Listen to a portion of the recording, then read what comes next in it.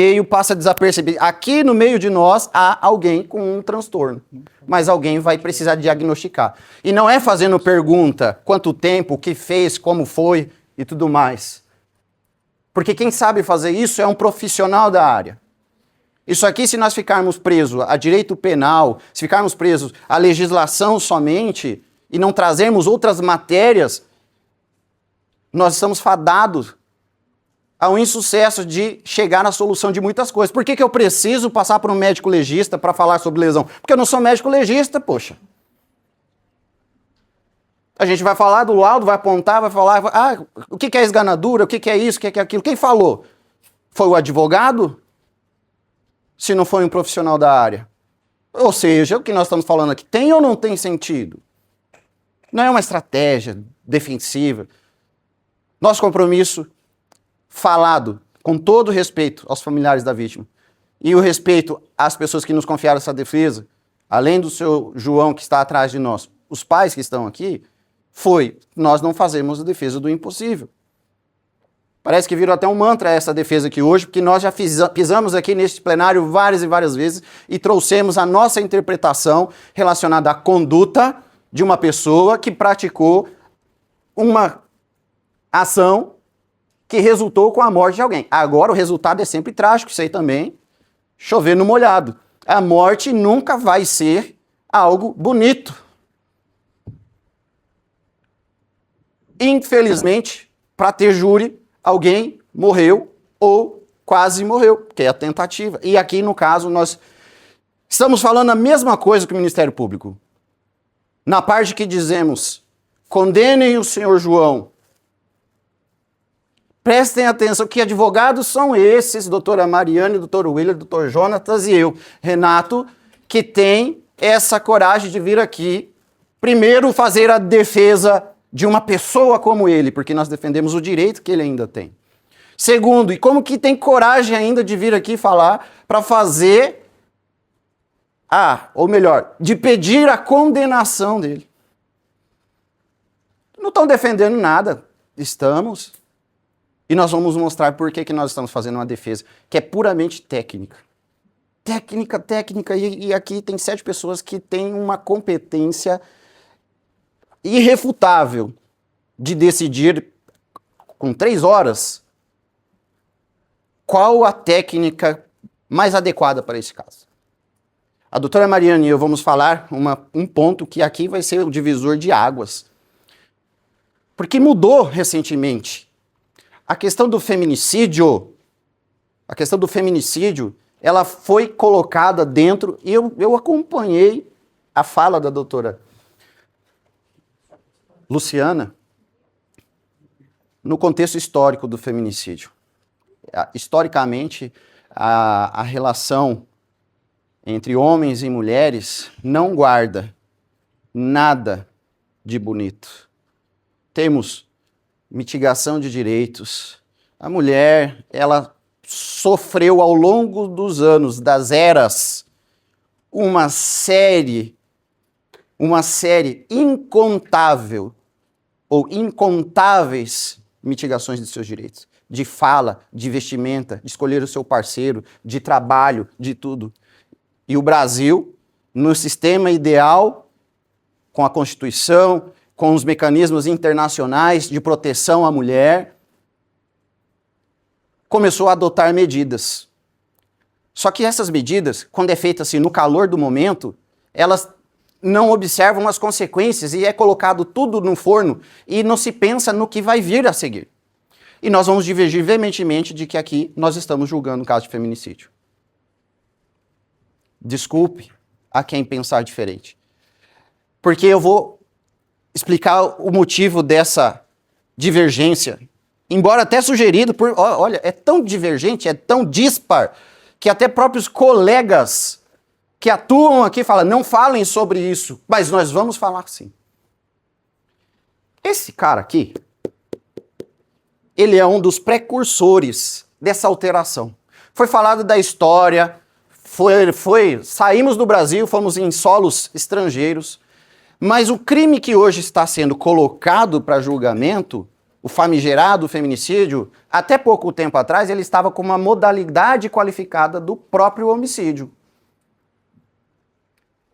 O estudo que partiu desse cara aqui foi um embrião, chamada minuta de projeto de lei, por este juiz, com outros professores, e ele coloca lá, fala assim, olha, um estudo feito com a experiência e julgamentos que nós fizemos aqui, se lavra uma minuta... Ué, ele é juiz, ele vai legislar? Não, mas o que ele fez é o estudo para poder sugerir isso para quem tinha a competência legal, constitucional de fazê-lo, e apresenta para um deputado federal.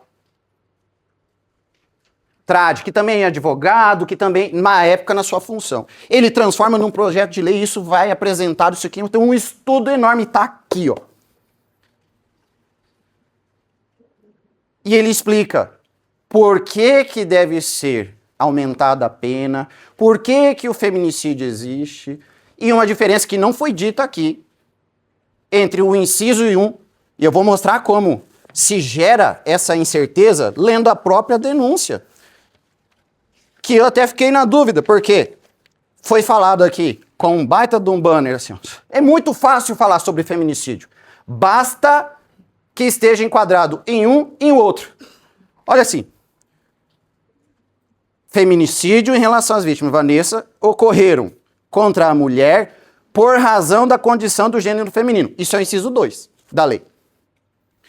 O inciso 1, consistente em violência doméstica familiar. Esse é o inciso 1. Opa! Ele está falando, que ela acabou de falar. Um é um, outro é o outro. Posso só continuar? Que ninguém interrompeu Vossa Excelência, doutora. É só escuta, depois vai para a réplica. E o ponto que eu estou dizendo aqui... Claro, doutor, nós somos bem gentis e educados. Eu acho que não se deve falar com a mulher em plenário do Júri, a senhora só escuta. Então, por isso eu vou manifestar. Eu mostrei o artigo do Código Penal, artigo 121, no caput da inscrição do feminicídio, por razões da condição feminina. Quando que é por razões da condição feminina do sexo feminino? Inciso 1, inciso 2. Então, onde está na denúncia por razões da condição do sexo feminino, está narrando o feminicídio e colocando em qual inciso que é uma situação de violência. Posso? Obrigado, doutora. Eu assim, e aí é o ponto. Veja, isso vai gerar divergência, e é natural, porque o que eu estou lendo, isso aqui é a denúncia do Ministério Público, está escrito assim, ó. Ressalto que os feminicídios em relação às vítimas Vanessa e Sofia ocorreram contra a mulher por razão da condição do gênero feminino, consistente em violência doméstica familiar. Então eu vou pegar a legislação, porque vai ter a divergência, eu disse, eu pego a lei nova, vigente, que é o que se tenta emplacar nele.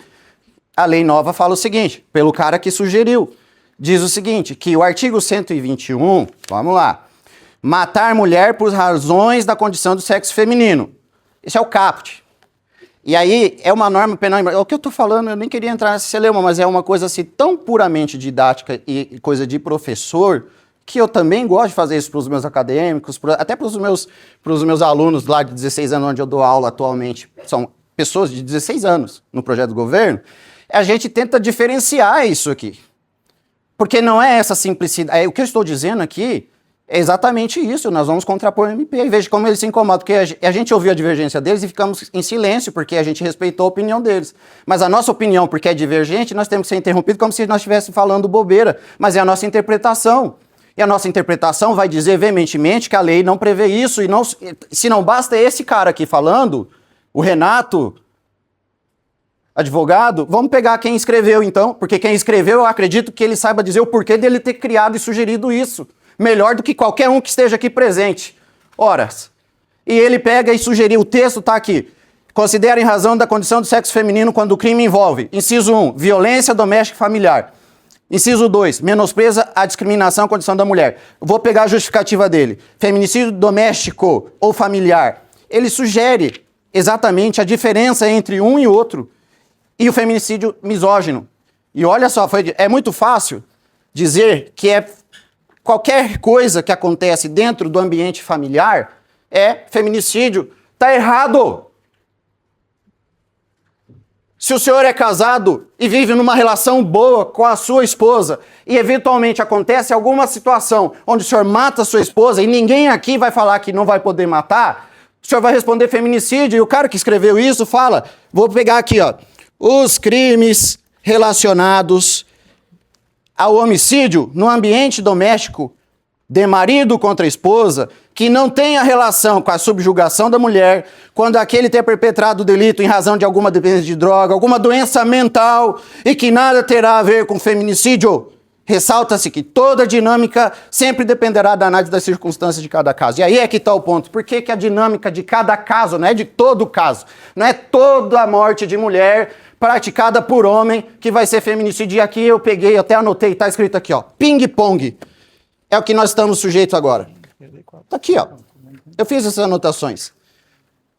É um ping-pong. Sabe por quê? Porque quando o homem mata uma mulher, ou ele odeia a mulher, tem aversão à mulher, aí é feminicídio. Se eu não consigo, dentro do contexto, colocar isso daí, é em relação à violência doméstica e familiar. Ou sempre um e outro. Enquanto o homem é muito fácil falar isso. Mas e as relações homoafetivas? Se uma mulher mata a outra mulher na relação que elas têm, não vai se falar que ela odeia a mulher, que ela tem aversão. Ela tem uma relação íntima de afeto com outra mulher. E aí nós vamos fazer o quê? Não é aqui. Claro que não é. É o outro. É porque vive na... Aí vem o outro detalhe. É porque vive em situação de violência doméstica e familiar. Não é viver no ambiente doméstico. Todos nós aqui vivemos no ambiente doméstico. Com uma mulher, com um homem, não importa. A lei e a pessoa que escreveu teve cuidado de descrever categoricamente quando e como deve ser considerado um crime cuja pena tem que ser exasperada assim. Todos nós aqui defendemos que crimes bárbaros devem receber a pena correspondente majorada. Mas aqui nesse caso não. E nós estamos falando do início. Foi um homicídio qualificado. Ele matou uma mulher, tomou um tapa na cara, agiu de forma cega, matou uma criança depois. Se fosse qualquer outra criança lá, homem ou mulher, teria matado, estaria morto também, nós estaríamos falando a mesma coisa aqui. Nem tudo é feminicídio. Tem que se tomar muito cuidado com essa banalização que pegam. Agora tá o prato cheio para banalização. Ah, o homem matou a mulher? Pronto. É feminicídio.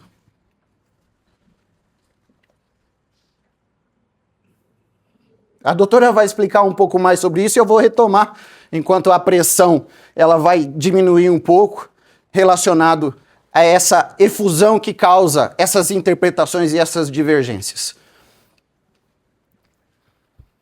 Quando o doutor Renato e o doutor Willer traz a Vossas Excelências, que nós queremos que ele seja também punido. Porém, até a sua culpabilidade. Quando o artigo 121 traz aqui, matar mulher por razões da condição do sexo feminino. Foi perguntado para o João o que ele teria de sentimento contra a mãe, contra a irmã, contra a filha. O que ele alega, o motivo do fato, foi um momento de raiva, de fúria. Ele levou um tapa. Ele recebeu um tapa. Foi quando ele desferiu o golpe. Nesse contexto, não se fala em feminicídio. Nem contra a Vanessa e nem contra a Sofia. Aqui, na doutrina do Dr. Carlos Alberto Garcetti, fala para caracterizar a mencionada condicionante, motivação baseada no gênero. É necessária a prática do delito contra a mulher no âmbito de unidade doméstica, familiar ou de qualquer relação íntima de afeto a evidenciar a situação, opressão, hipossuficiência ou inferioridade imputada pelo sujeito ativo do crime. Quando ele fala o motivo que ele matou, ele não fala que foi por ela ser mulher. Quando foi questionada a irmã da vítima sobre o que acontecia dentro daquele ambiente familiar. Se ele tinha problemas com as redes sociais dela, se ele tinha problemas com ela sair. Ele nunca falou que ele não tinha ciúmes. Ele não era uma pessoa agressiva. Ao contrário, ele fala que por diversas vezes ele passou por situações onde ela tentou sofrer violência aí contra ele. Porém, da parte dela. Quando nós falamos em feminicídio, tem uma única razão: matar pelo único motivo: ser mulher. E nós não queremos aqui que ele saia impune. Nós não estamos pedindo a absolvição dele. Nós estamos pedindo para que ele seja condenado, porém, no homicídio. Um homicídio qualificado. É uma pena alta também. Por quê? Porque ele matou, sim. Foi uma criança menor de 14 anos. Tem agravantes. Mas ele não matou pelo fato dela ser mulher. Ele não vivia, ele contou aqui, não tinha brigas. Não tinha essa situação de ciúmes da parte dele. Foi dito, ele falou. Ela tinha um privacy. A irmã dela falou. Um privacy é uma plataforma ali de conteúdo adulto. Ele falou, eu não tinha problema com isso. Não foi por esse o motivo. Qual que é o motivo do feminicídio? A mulher chega por causa de uma traição, por causa de algo que ela faz, por ela ser mulher. E aí ele fala assim, não, eu não aceito isso. E aí ele comete o crime. Então nós não estamos aqui diante de um feminicídio. Nós estamos aqui diante de um homicídio. É diferente se ele tivesse matado ela, por exemplo, porque ela tem isso. Olha, ela tem crimes, eu não gostava, acho que mulher minha não deve utilizar isso. Acho que mulher minha não deve utilizar isso. Tem que ser submissa a mim. Há uma subjugação sobre essa mulher. Isso nós vamos pegar porque, assim, quando se fala do feminicídio, da legislação que fala lá, matar mulher por razões de condições do sexo feminino. E aí fala, considera razões de condição do sexo feminino quando o crime envolve, inciso 1, violência doméstica. Fala, mas aí já, eles moravam juntos, já configura. Se ele matou ela, já configura violência doméstica? Não. Aí a gente precisa saber qual que é o cerne, de onde que traz isso. E seria a Lei Maria da Penha, a famosa Lei Maria da Penha, que é a Lei 11.340, salvo engano, de 2006. E ele traz no seu artigo 5, ele diz, para efeitos dessa lei, configura violência doméstica e familiar contra a mulher qualquer ação ou omissão baseada no gênero, que lhe cause morte, lesão ou sofrimento. Ou seja, tem que ser baseada no gênero feminino. E aí eu volto no que o Dr. Renato já tinha lido anteriormente. Para caracterizar a mencionada... Aqui é o livro do Dr. Garcetti, Carlos Alberto Garcetti, que é o juiz-presidente da primeira vara, aqui é a segunda vara, da primeira vara do Tribunal do Júri. Salvo engano, é o único juiz no estado de Mato Grosso do Sul que possui pós-doutorado em ciências criminais. Salvo engano. E foi o precursor desse projeto de lei, desse crime específico do feminicídio. Para caracterizar a mencionada condicionante, motivação baseada no gênero, necessária a prática de delito contra a mulher no âmbito da unidade doméstica, familiar ou de qualquer relação íntima de afeto, a evidenciar situação de opressão, hipossuficiência ou inferioridade. Aonde que nós conseguimos buscar nesse processo essa opressão, essa inferioridade? Uma mulher que era livre, podia fazer o que quiser, tinha suas redes sociais, poderia sair com a roupa que quiser, poderia sair quando quiser. Em outros casos, e aí sim eu entendo até a assistência de acusação ficar preocupado se vai se desfazer da mulher aqui, que não podemos, obviamente não podemos. Mas diferente seria um cara que Vou matar ela porque ela tinha um privacy, descobri que ela tinha um privacy. Não, muito pelo contrário, ele falou, inclusive eu fazia parte. Eu sabia do privacy, fazia parte do privacy dela. Aí tentou falar que ela sustentava ele. O promotor tentou falar que ela sustentava ele com o valor do privacy. Sabemos que não. Inclusive, em interrogatório, é falado que ele que sustentava a casa. Mas nem por isso ele oprimia ela. Nem por isso ele obrigava ela a fechar o Instagram, a fechar as suas contas. Eu não queria que ela tivesse. Ela insistiu em ter. Então, ok. Aonde que nós encontramos essa opressão? Eu achei que ia estar na carta. E aí, mas a defesa tentou tirar a carta por uma questão do conteúdo. Que assim, a carta ela detém mensagem, informação. E quando a doutora em resposta à nossa resignação, fala, não, mas ela vai estar aqui, ó, pergunta para ela. E perguntamos. Eu confesso, eu cheguei neste processo tem 2 dias, à noite, cheguei no final da noite da segunda-feira. Eu teria outro júri no outro estado, e aí redesignou para o mês que vem. E o Dr. Willer já havia falado comigo. E quando a gente senta para estudar, eles já haviam feito toda a preparação, todo o estudo. Aí eu chego e volta dos extras, vamos falar sobre isso. E chegamos na carta, doutor. A carta da irmã. E eu perguntei, foi de propósito, para poder trazer este argumento, e que não é um argumento, é chamar a atenção dos senhores e das senhoras para o que a própria ressalva, digamos, de quem escreveu a lei, ou de quem sugeriu, diz. Nós temos que observar o contexto. Mas qual contexto? O contexto destes 2 aqui. As vítimas, que infelizmente não estão aqui, e ele, que é o acusado, que está aqui presente. E está desde quando. Não interessa qual o subterfúgio dele, porque a psicologia explica toda essa reação desencadeada, errada que ele tomou posterior à morte. Mas o ponto central aqui da carta é que essa carta, escrita sem pressão de ninguém, sem a intervenção, e eu ainda perguntei, alguém sugeriu que a senhora fizesse essa carta? Eu queria saber, ela não está aqui para me explicar. Ela falou assim, eu pesquisei, eu fiz, e ao final ela fala de forma muito tímida, e o advogado orientou, perfeito.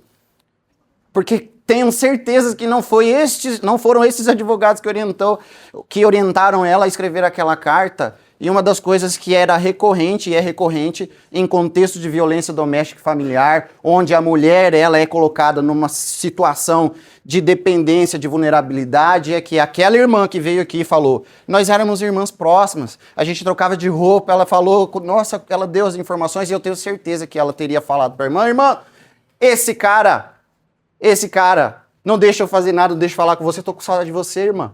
Eu quero ver a mãe, ele não deixa. Eu quero fazer tal coisa, ele não faz. Eu quero fazer tal coisa, ele não permitia. Mas a frase que está escrita na carta diz assim, que eu encontrei o amor da minha vida, eles viveram junto, eles foram lá, ela engravidou, tiveram essa criança, tudo isso daqui.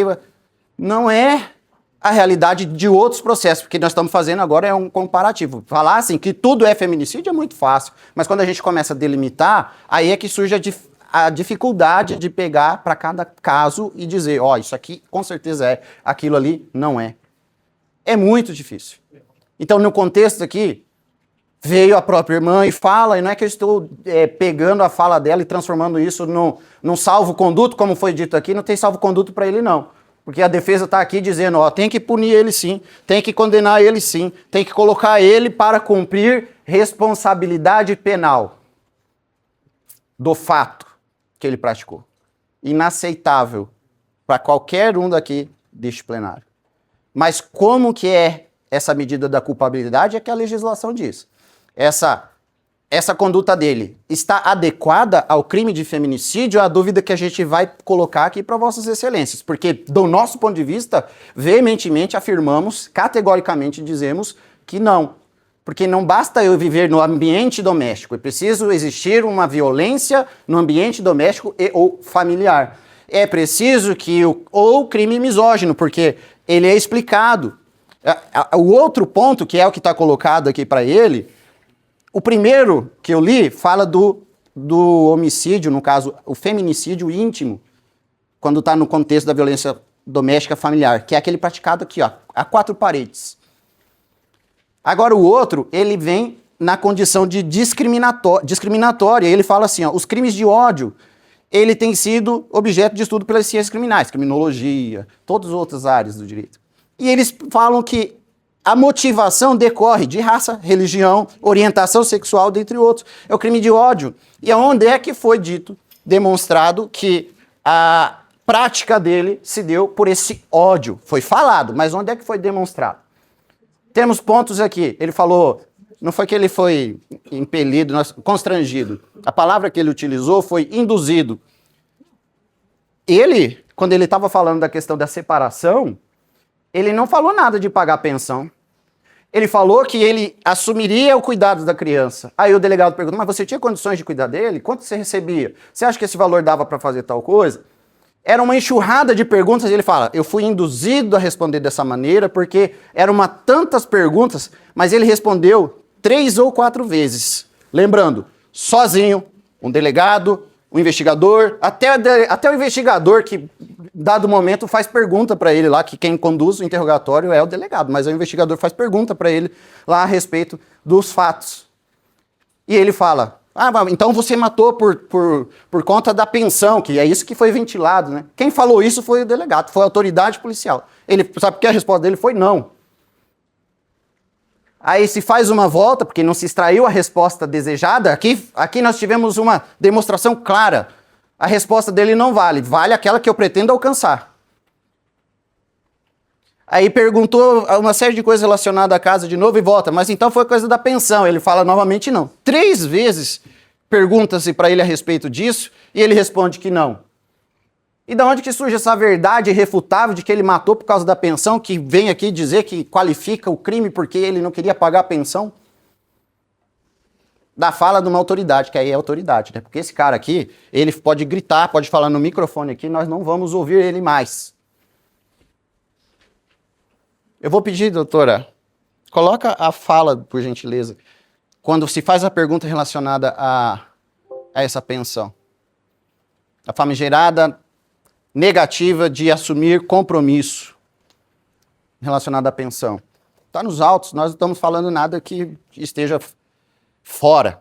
Ressalvada a nossa interpretação à norma, mas aí nós temos uma pessoa que escreve, já que o advogado falando sempre vai ser questionado, e temos uma questão de divergência pura, natural dos embates que acontecem aqui neste plenário. Nothing? Tem que pôr... Às vezes ela tem que arrastar. Conseguiu reproduzir, pelo menos? Então são 2 diferenciais que nós estamos aqui falando a respeito do feminicídio. Foi íntimo? Não foi. Nós estamos falando claramente. Não foi. Isso aqui eu fui estudar à noite, quando eu mergulhei nessa questão aqui, e eu falei, pô, o cara que escreveu a respeito, que sugeriu, que criou a minuta, que foi atrás, ele deve ter uma razão de ser. E ele fala, por que dos delitos perpetrados por motivação decorrente dessa raça? E aí ele diz assim, ó, o feminicídio misógino, que é quem tem desprezo à condição da mulher, ele decorre de uma evidência histórica, que foi a abertura da nossa fala.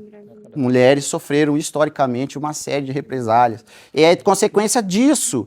A motivação está atrelada à aversão do gênero feminino e à inaceitação do meio social. Não está querendo reproduzir.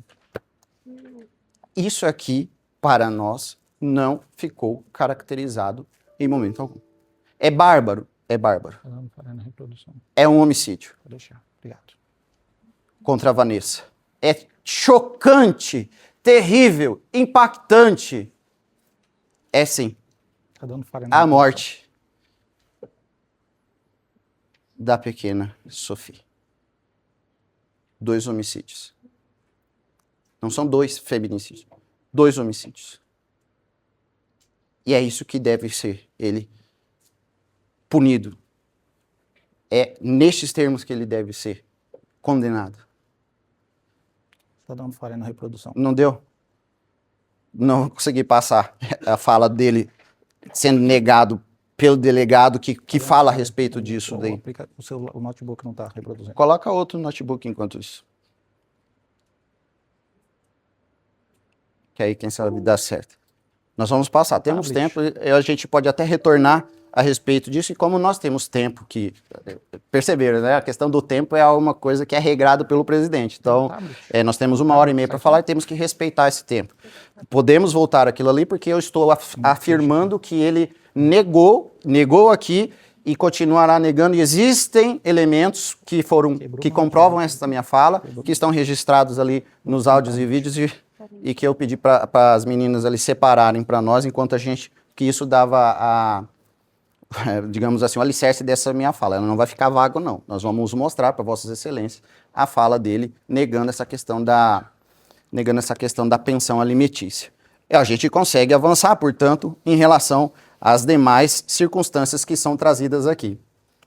Aí o Dr. Willer e eu vamos fazer o seguinte: nós temos ainda, nos termos da denúncia e da própria pronúncia, o que nós chamamos aquele de excesso acusatório, porque vem uma enxurrada de coisas ali que nós, evidentemente, não vamos concordar. Por exemplo, livros como esse daqui, outros de direito penal, e isso vai ser quesitado, eu já estou com os quesitos aqui, vai ser perguntado se o recurso que impossibilita a defesa da vítima, no caso, nós estamos falando da Sophie, ele deve ser, no caso, agregado a ele. Ou seja, ele deve ser condenado por esse recurso.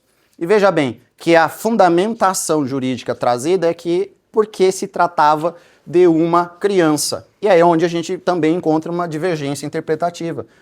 E assim, para não ficar só 4 advogados falando a respeito disso, a gente vai atrás. E a gente encontrou o estudo relacionado a isso explica. Nem toda qualificadora do recurso que impossibilita a defesa da vítima, ela deve ser colocada porque nós estamos olhando para a vítima. E aí é um equívoco quando a gente olha para a vítima, principalmente quando for criança, porque senão tenho como dizer que nunca eu vou conseguir afastar esta qualificadora, porque a criança sempre vai ser, se olhar para a característica da vítima, ela sempre vai ser incapaz de se defender. Essa é uma lógica, mas o problema da lógica do senso comum é exatamente essa, porque a qualificadora que nós estamos falando aqui, que faz subir a pena, aumentar a pena condenatória, não é olhar para a vítima. A qualificadora olha para a vontade do agente que quer matar aquela pessoa através dessa forma. Então, se eu quero matar, a minha vontade, meu dolo consciente, vontade consciente dirigida por um fim específico, era alcançar através de um recurso que impossibilita a defesa da vítima. E essa expressão, ela está num texto gigante da própria lei que nós estamos falando aqui. Ele fala assim, a traição, mediante emboscada, por dissimulação, aí vem, ou por recurso que dificulte a defesa da vítima, ou impossibilite a defesa da vítima. Mas veja que nós estamos falando aqui de uma circunstância que diz respeito ao agente que pratica.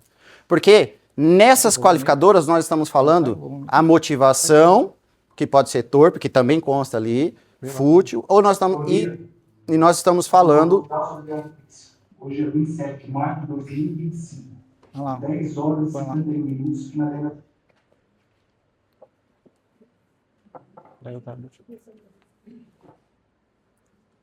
E nós estamos falando da parte que diz respeito... Aí a gente perde totalmente o fio da meada, né? Mas eu vou voltar nessa parte aqui que eu estava explicando o seguinte, que o recurso que impossibilita a defesa da vítima diz respeito à qualidade do agente, à vontade do agente, que sempre foi matar e matar dessa maneira. Nós temos as motivações, os meios de execução, como ele foi feito. Então ali nós não estamos falando olhando para a vítima, nós estamos falando do próprio agente. Então essa qualificadora em relação a Sophie, só porque, e não é porque só numa realidade que eu esteja ignorando se tratar de uma criança. Se tratar de uma criança, ele vai ser condenado como nós estamos pedindo, mas é porque a qualificadora, ela faz jus à presença e à demonstração dos requisitos relacionados ao agente que praticou, e não à vítima. Quando nós estamos falando da vítima, eu já expliquei aqui, a vítima nós estamos olhando. É mulher? Matei a doutora Mariane porque ela é mulher? Opa! Menosprezo, aversão à condição. Aí nós estamos olhando para a vítima. E nós temos um tipo penal específico para isso. E nós estamos falando que não foi essa a condição que ocorreu em relação a este fato aqui colocado para o julgamento de Vossa Excelência. Quando nós falamos que nós vamos trabalhar de forma extremamente técnica, às vezes soa até estranho, né? Falar assim, como assim não posso falar de recurso que dificultou ou que impossibilitou a defesa da vítima, sendo que se tratava de uma criança de 10 meses? Ela não tem como se defender. Quando a gente olha a grosso modo, é assim, né? É óbvio que ela não tem como se defender, ela tem 10 meses. Só que quando se fala em aplicação de uma qualificadora que agrava a pena, nós não olhamos para a vítima, nós olhamos para o autor. Então nós temos que entender o que aquele autor fez para dificultar a defesa do ofendido. Então se nós vermos a denúncia, como ela consta narrada, ela vai dizer: de igual modo, o denunciado praticou o delito de feminicídio em relação à vítima, Sophie, com recurso que impossibilitou a defesa da ofendida, pois ela era criança, contava com poucos meses de idade e em notória disparidade de forças, sendo que essa está impedida de esboçar qualquer reação eficaz de defesa. Veja só, a primeiro momento a gente olha isso daqui, realmente, ela não tem como se defender. Mas para se aplicar a qualificadora, é o que eu estou falando, nós estamos falando só da vítima. Ela não falou nada que o autor fez para poder dificultar a defesa do ofendido. É até estranho falar isso. Mas quando nós olhamos de forma técnica, o que o Ministério Público aponta que o autor fez para dificultar a defesa dessa criança? Repito, eu sei, a criança não tem como se defender. Mas quando se aplica qualificadora, como estamos falando de qualificar um crime, não é para a vítima que nós temos que olhar. Nós temos que olhar para o autor. Se nós olharmos esse inciso, ele vai dizer a traição, emboscada, dissimulação ou outro recurso que dificultou ou impossibilitou a defesa do ofendido. Então ele vem com algumas questões objetivas. Traição é bem fácil de entender. Emboscada, quando eu armo algo para a pessoa passar para aquele local e eu vou estar ali escondido para pegar ele naquela emboscada. Eu dissimular uma conduta. Renato, vamos ali jogar? Vamos ali jogar um pôquer? Na hora que ele entra, eu estou chamando ele para jogar o pôquer, mas eu quero matar ele. Eu estou dissimulando a minha conduta. E quando ele chega na minha casa para poder jogar pôquer, eu pego e mato ele. Eu estou dissimulando a minha conduta para dificultar a defesa dele. Como o legislador ele não consegue colocar no Código Penal todas as situações que dificulta, ele termina de forma genérica. Ou outro meio que dificulte ou torne impossível a defesa do ofendido. Mas todas as condutas partem de mim. E é o que eu falo, nós temos que nos socorrer, não só o que o advogado fala, nós precisamos nos socorrer a doutrina. Quando um doutrinador escreve um livro, ele discorre sobre aquela lei, por que se aplica daquela lei, como se aplica aquela lei. E ele vai dizer, ó, análise da qualificadora do recurso que dificulta ou impossibilita a defesa da vítima, urge o esquadrinhamento do elemento volitivo, o elemento de vontade do agente, que anima o acusado e o não de comportamento da vítima. Da onde que nós extraímos isso? Exatamente do livro. Que anima o acusado e não do comportamento da vítima. É o elemento subjetivo do agente que faz a reprimenda, em tese de ser mais exasperado do que a conduta do homicídio simples. Bom, já não estamos num homicídio simples. Já não estamos num homicídio simples. Nós já temos ciências que ele deve ser condenado pelo homicídio, deve ser condenado pela qualificadora do meio cruel e deve ser condenado por ter matado uma criança de menor de 14 anos. Então, ao meu ver, aqui entra até um bis e idem. Eu estou condenando ele por ser menor de 14 anos, porque aqui eu já estou agravando a pena por ela ser menor de 14 anos, porque ela já tem uma dificuldade para se defender quando nós olhamos para esse parâmetro. E aí eu quero aplicar mais uma qualificadora pelo fato de ela ser criança. Nós estamos condenando pelo mesmo motivo. O recurso que dificultou a defesa do ofendido e o fato de ela ser menor de 14 anos, que por si só já vai ter uma deficiência na sua defesa.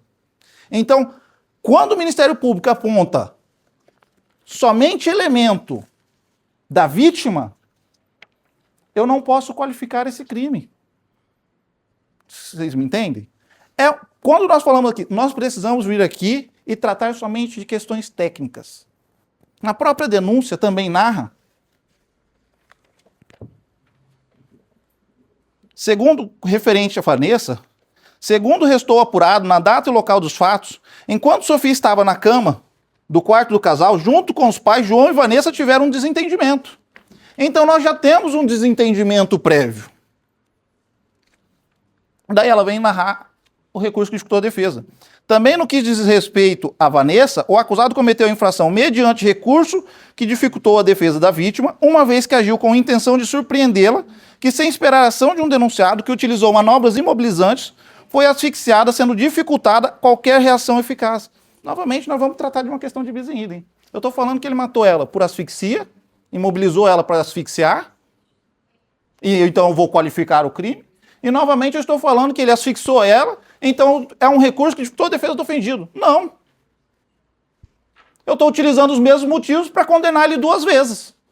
Para agravar a pena dele 2 vezes. O Código Penal, o processo penal, a Constituição Federal, ele vai falar que não é assim que se aplica a pena. Aqui é quando nós falamos, há um excesso acusatório. Tem que punir, tem que punir. Mas tem que punir na medida das suas culpabilidades. E quando nós falamos isso, não é simplesmente, não precisamos defender ele a qualquer custo. Não. Nós não estamos aqui para fazer a defesa do impossível. Obviamente, não cabe a nós decidirmos. Cabe a nós mostrar para vossas excelências, conforme funciona o Código Penal, conforme funciona o Código de Processo Penal, conforme funciona a Constituição, na visão da defesa. O Ministério Público traz para vossas excelências, conforme funciona a acusação, conforme funciona o processo penal, a Constituição, na visão acusatória, mas cabe vossas excelências a decidir. Olha, eu ouvi o entendimento do Ministério Público, eu ouvi o entendimento da defesa. Agora eu tenho a minha livre convicção. E eu vou julgar. E quando for quesitado, vão responder com sim ou não. Qualifica? Não qualifica. Desclassifica de feminicídio para homicídio ou não desclassifica? Reconhece a qualificadora do meio cruel ou não reconhece? Reconhece a qualificadora, a causa de aumento de pena, por ter matado uma mulher na frente de uma mãe, na frente de uma criança, ou não aplico? Aumento a pena dele pelo fato de ter matado uma criança menor de 14 anos ou não aumento? São vossas excelências que decidem. Mas nós temos que trazer aquilo que nós entendemos, aquilo que nós estudamos, para que vossas excelências possam formar convicção e decidir esse processo. E volto a repetir, ao requerimento que foi feito inicial, acho que ainda falta uma diligência essencial para este processo. Mas quando for decidir sobre os fatos, essas situações precisam ser aplicadas. E esses excessos precisam ser afastados. Para que não hajamos com vingança, mas conforme a técnica da lei.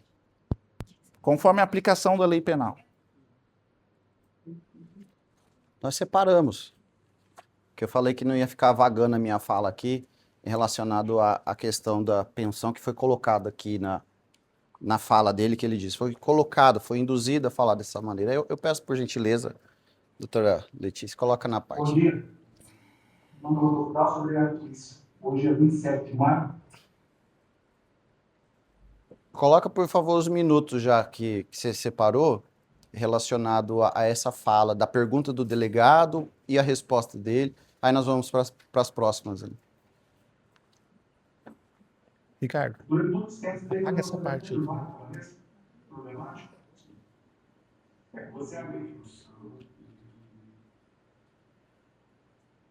Tá dando certo. Tá dando certo.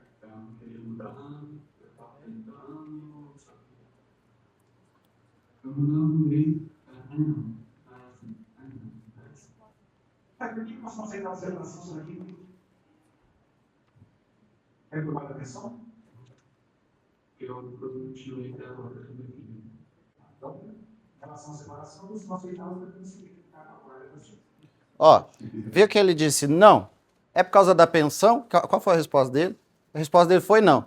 A resposta dele foi depois, qual? Ele chegou a responder, é isso que ele chamou de induzir. Mas depois, quando a gente assiste esse depoimento, como eu disse, ele estava solo lá, que a gente assiste e vê que a fala dele é sempre assim. Ele responde uma coisa e fala, essa pergunta não é uma pergunta, é uma sugestão. Isso é uma técnica, tá? Isso é uma técnica. Ele não fez uma pergunta. Pergunta correta era, por que o senhor matou ela? E ele fala. Ele tem que dizer o motivo.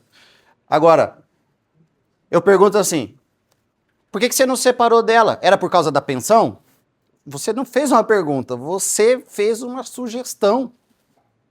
Você coloca um ponto de interrogação ao final, mas a sugestão está aí. Mas a resposta dele foi o quê? Negativa a essa pergunta. E aí a próxima pergunta do delegado é estranhamente semelhante ao que ele sugeriu anteriormente. Ele fala, então você não separou dela porque você aceitava... Veja, sempre vem assim, sugestionada. E ele lá sozinho.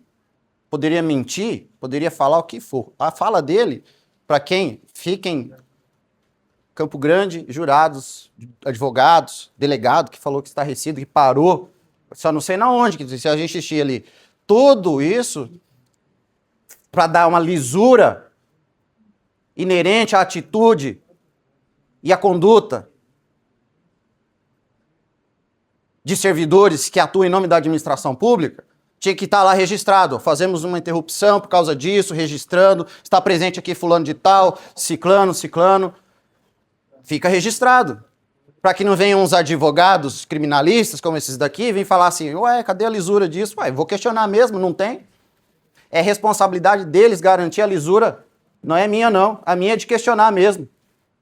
Cadê a legalidade dessa atitude do senhor então? Porque ele coloca, a notícia está no processo, cadê a legalidade desse? Se eu questionar a legalidade lá, eu que sou errado por questionar, porque não fizeram o que deveria ser feito? O advogado, né, caça coisas, né? Não, eu caço o que está descrito da lei. A lei fala que a lisura é uma atribuição do Estado. Daí é por isso que a gente levanta. E ele estava lá sozinho. A próxima fala da pensão, doutora, por gentileza.